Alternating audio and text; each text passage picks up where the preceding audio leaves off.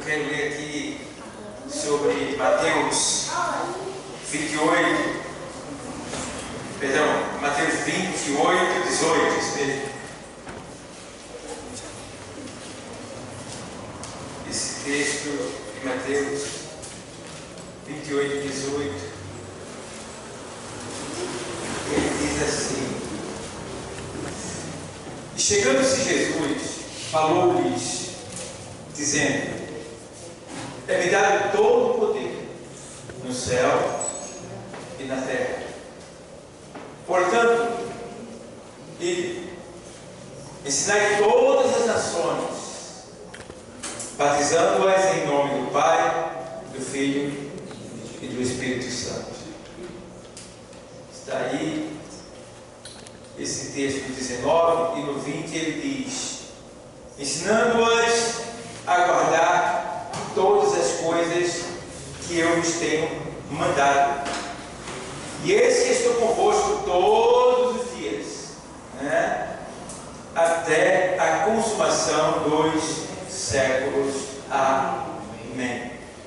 Engraçado que Jesus falou isso e ele disse amém. A expressão amém quer dizer que assim seja. Então, não podemos voltar atrás desse versículo aqui, dessa palavra. Ele disse amém para a gente, Jesus. Ele disse que ele é o amém em Apocalipse. Mas aqui, depois de ele falar, ele disse amém. E no final tem uma reticênciazinha, deixando bem claro que foi Deus que falou amém. Então, que assim seja. Irmãos, missão é algo que deve estar no nosso coração. Vem do coração de Deus para o nosso.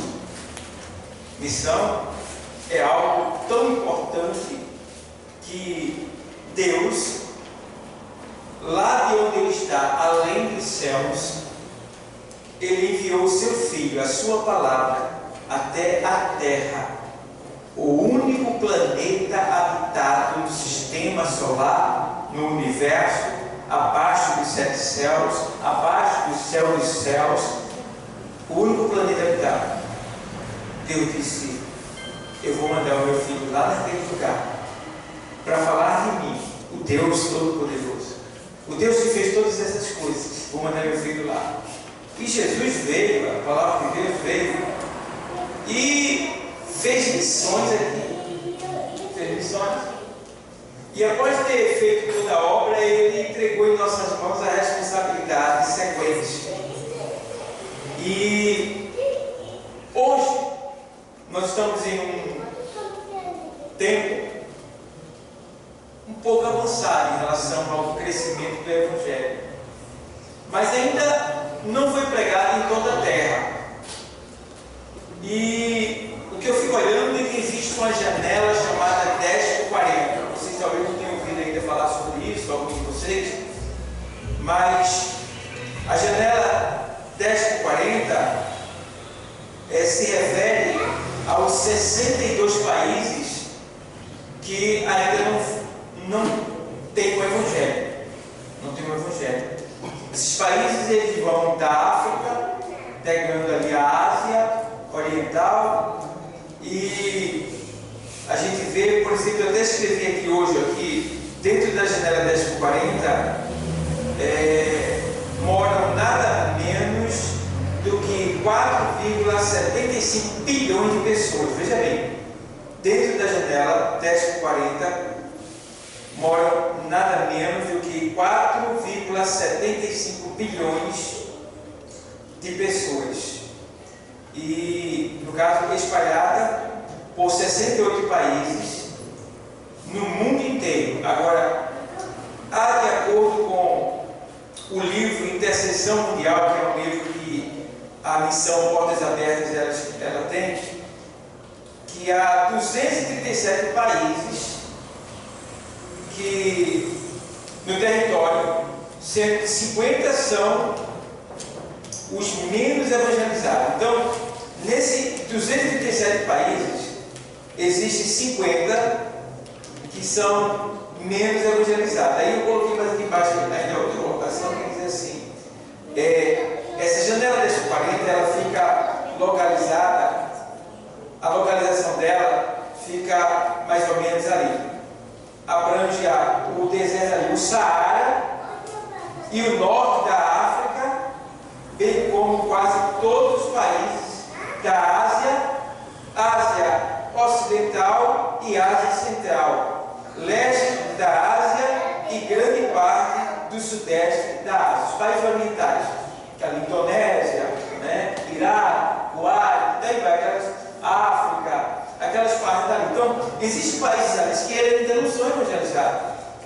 E a janela das 40 ela abrange esses países. O propósito da missão mundial é levar o evangelho até esses lugares, né, que não é, Jesus ainda não é conhecido. Tem lugar que Neymar é conhecido e Jesus não é. Tem lugar que a Coca-Cola já chegou e Jesus não chegou ainda. O nome de Jesus não é conhecido. Então, para você ver como as coisas do mundo chegam rápido, mas as coisas de Deus é lenta, de certa forma, né? Mesmo com todo o poder de Deus, se torna lento. Mas por que se torna lento? Por que se torna lento? Por causa daqueles que estão com a responsabilidade de levar. Que são quem? Nós. Muitas vezes nós nos acovardamos, não entregamos aquilo que nos foi mandado e ficamos com isso para nós. Não devemos. Devemos evangelizar todos que estão em nossa volta, pelo menos os que estão em nossa volta. Isso é o mínimo que a gente pode fazer. E quando todos que estiverem em nossa volta forem alcançados, Deus vai nos levar mais adiante. Sabendo, porém, que quando Deus manda, Ele se responsabiliza. Então, aqui a gente vê que o Senhor deixou bem claro que nós devemos levar o Evangelho, batizar as pessoas e, ao mesmo tempo, ensinando-as a guardar todas as coisas que Ele tinha falado, que Ele falou para nós. E a gente precisa ser fiel a esse chamado. Sabendo, porém, que Jesus, Ele já era para ter voltado. E por que Ele não voltou ainda, pastor? Por causa de nós mesmos.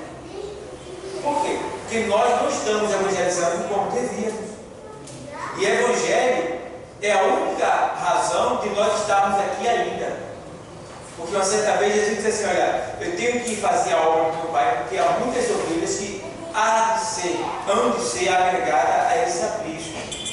Então a gente precisa apressar a volta de Cristo.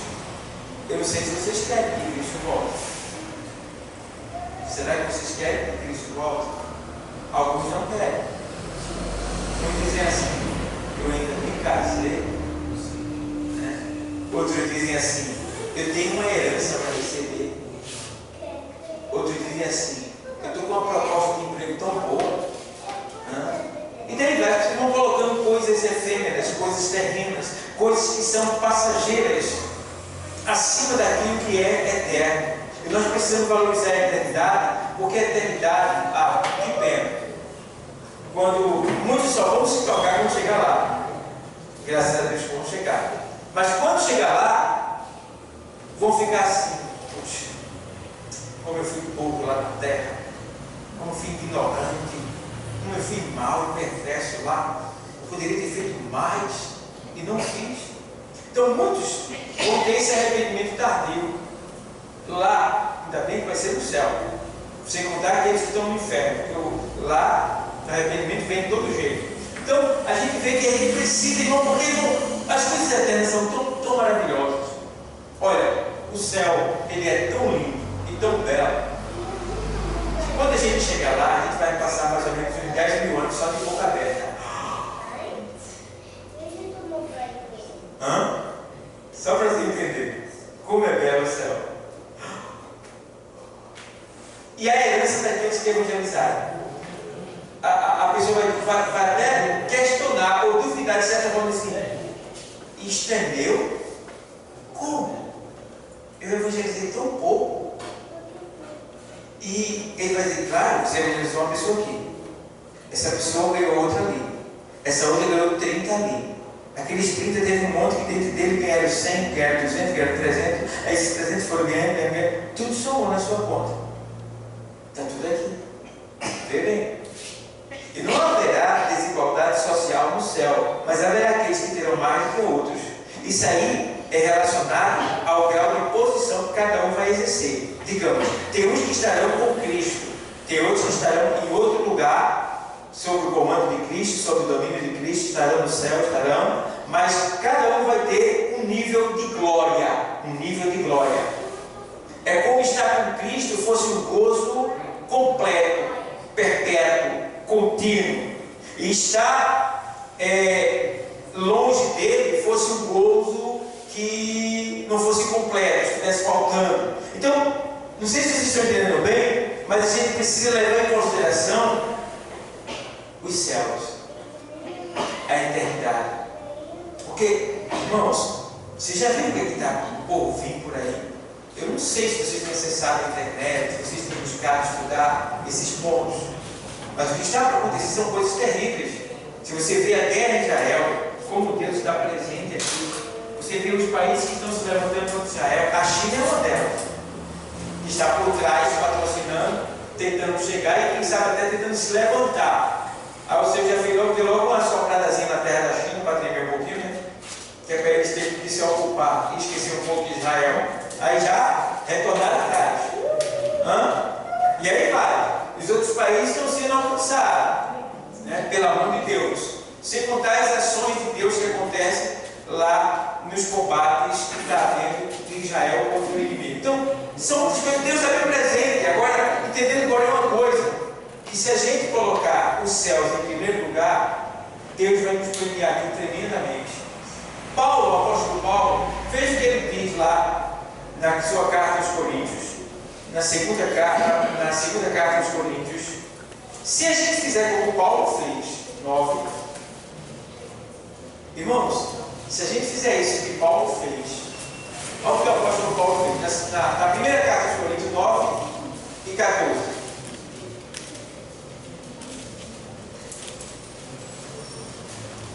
Porque se anuncio o Evangelho, não tenho de que me gloriar, pois me é imposta essa obrigação, e ai de mim, se não anunciar o Evangelho. 1 Coríntios 9 e 14. 16. É 16, né? É o meu, mas eu estou acostumado com ele. É o óculos novo, porque eu não uso muito ele. O meu outro óculos sempre tem 2 graus. O outro só tem 1, eu prefiro o outro. Mas eu deixei em casa. Então, eu tenho que fazer assim para ler. Então, aqui o apóstolo Paulo ele diz: porque se anuncio o Evangelho, não tenho de que me gloriar, pois me é imposta esta obrigação, e ai de mim, se não anunciar o Evangelho. Veja, o apóstolo Paulo está dizendo: ai de mim. Essa expressão ai é uma expressão de juízo.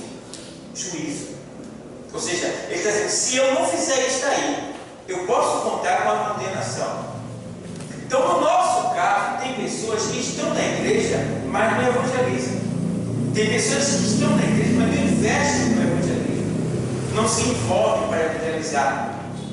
Então, o que é que acontece? Essas pessoas estão, de certa forma, negligenciando o chamado de Deus na sua vida e estão deixando de resgatar vidas que estão perdidas, principalmente na comunidade que mora. Porque, bebê, já pensou se todas as igrejas na comunidade fizessem o seu papel de evangelismo, todos os crentes da igreja se juntassem no mutirão e fizessem isso toda semana, como a gente faz, uma vez por semana? Imagina, se todas as igrejas dessa localidade subissem esse monte, porque, irmão, quando serve vocês, a gente vê só pela rebocada aí que pega gente drogada, pega bocada, gente na maconha, se drogando, tá? A gente vai por lugares aí escuros, né?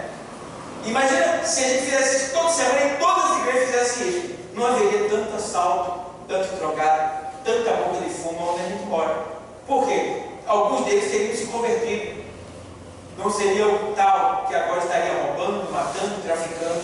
Então, o papel da igreja ainda está sendo negligenciado. Muitos estão dormindo, muitos estão adormecidos, muitos não estão fazendo aquilo que o Senhor mandou fazer quando Ele fez a parte dele e entregou para nós a outra parte final. Sabendo, porém, que o pior Ele já fez. a outra parte é com a gente. Então a gente precisa reconhecer isso, se envolver, se enganjar nos grupos de evangelismo da igreja. Tem o seu evangelismo pessoal que você deve fazer 24 horas por dia. A sua vida deve ser um evangelismo. A sua vida deve ser um evangelismo. Como assim, pastor? Você deve tratar bem as pessoas, comprar e pagar, saber falar, saber brincar, né? Saber conversar, saber trabalhar. Você tem que saber se vestir, saber se importar. Você tem que saber viver uma vida digna, uma vida que cause desejo nas pessoas de ser como você é.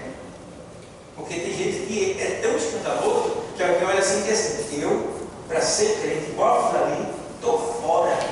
Então, aquela pessoa vai pagar por aquela que desistiu, que deixou de buscar a Deus por causa dela. Então, a gente precisa ser um exemplo de cristão, de evangelho, para que através de nós, as outras pessoas possam também ser atraídas para esta forma. Por quê? A Bíblia diz, o Senhor disse que nós somos o sal da terra. O que é que o sal faz quando se coloca na boca? Ele faz o quê? Provoca sede. É isso? Ele provoca sede. Então, nós como sal temos que provocar sede nas pessoas que virem aqui beberem da água, da fonte da vida. Da fonte da água da vida. Então, se a gente não faz isso, e ela não tem essa sede, o que é que a gente vai ganhar? Aí esse Paulo diz: ai de mim, se não anunciar o Evangelho. Porque quem importa é essa o quê? Dizendo, deixa essa o quê? Essa o quê? Obrigação. Essa o quê? Obrigação. Tu é obrigado, crente. Não é se der, não. Vou ver se vai dar, se eu tiver tempo. Não. Aí está dizendo que é uma obrigação. Se você não faz isso, você está muito fora daquilo que Deus preparou para nós. Tá? E ele diz mais, agora vamos lá. Mas se eu fizer isso, o que é que eu ganho, pastor? Vamos lá, vamos ver o texto. Vamos lá. E por isso, versículo 17: e por isso, se o faço de boa mente, terei o quê? Recompensa, prêmio, né? Se eu fizer de o quê? Boa mente, de boa vontade. Porque tem gente que faz porque o pastor cobra muito. Eu vou, porque senão vai ficar feio para mim, a pessoa vai dizer que eu não faço, né? Outro pouco para ali e tal, e outro sai já com vontade de voltar. Já deu a hora, já deu a hora. Então, se a gente não exceder na nossa justiça, de maneira nenhuma entraremos no céu. Tem pessoas que vai, tem pessoas que é assim: eu vou de 9 horas para parar. Tá certo? É até 9? É. Mas já que tem sopa 9, 10, 9, 20 e tiver uma hora para resgatar ali ainda. E aí? O amor é muito importante ser exercido. Por não amar, nós podemos perder muito. Me faz lembrar da história de um médico. Ele estava no plantão. Ele era médico de emergência. E ele estava no plantão. Ele se abusou. Disse: foi embora. Na hora que ele está indo embora, chega um jovem atropelado na beira da morte. E avisaram para ele, disse: larguei. Mas só esse jovem chegou agora. Não quero, não vou atender mais ninguém. Eu larguei, não quero mais saber de nada. Ou seja, ele estava fugindo. Teve 2 chamados dele. Um de médico, que ele tem que prometer ser fiel para salvar vidas, né? E o outro, que é o amor ao próximo, que ele tem que ter. Então, esses 2 princípios ele falhou. E ele foi embora e não atendeu o último paciente que chegou, que era um jovem atropelado à beira da morte. E os que estavam por lá tentaram de várias maneiras, mas o jovem entrou em óbito. E em casa, o médico estava deitado lá, quando a mulher dele chegou atordoada na porta do quarto, dizendo: levanta, levanta, levanta, levanta, levanta, levanta. Que foi, mulher? Levanta, chorando aos gritos, esperneando lá, né? Batendo no peito, angustiada lá e gritando: que foi? Nosso filho, nosso filho! Que foi? Eu vou ter